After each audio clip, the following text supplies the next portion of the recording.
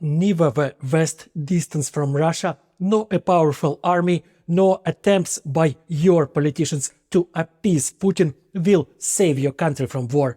If a deranged dictator decides to attack you, nothing will stop him. Then you will need to know what to do to survive in a new reality, the name of which is war.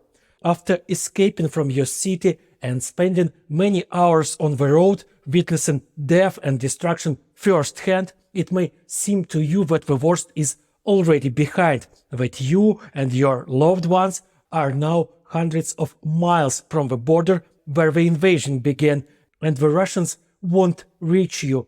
But they will. They have plenty of missiles that will target exactly where refugees are fleeing: schools, stadiums, and other places where people who fled the war will be located. This is a common practice for Russian military, targeting civilian objects to intimidate people. Normally, such actions are called terrorism, but the Russians will claim that the terrorists are not them, but ordinary, peaceful people whom they are killing.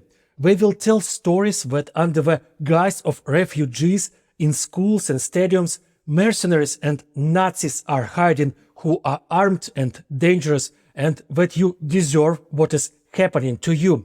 And in the world there will be millions of people who will believe it. They will say, oh, no one will just invade another country and kill thousands of people for no reason. Maybe the Russians are right. Perhaps there are really Nazis there. Furthermore, among the politicians of your country, there will surely be those who will start calling for surrender. They will say that resistance is futile, that only by surrendering to the aggressor can lives be saved, that the independence of your country and the freedom of your nation are not really that important. You will see some of these politicians in the news. They will stand next to Russian generals and talk about how the Russians are not killing civilians, even fought, but that time you will have seen hundreds, if not thousands, of your fellow citizens dead who never held a weapon.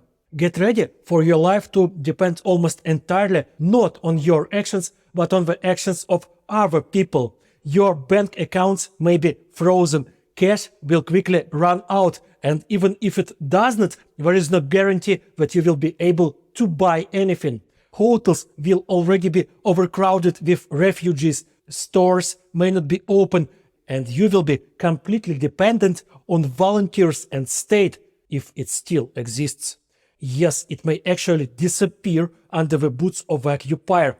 Only people themselves can prevent such a development, save the state, because the army that can and should defend the country consists of ordinary people like you. And perhaps you will also have to join the military, even if you don't really want to. In times of war, the state does not ask who wants and who does not want to fight, who was born a pacifist or who is a real fighter. Everyone will be mobilized.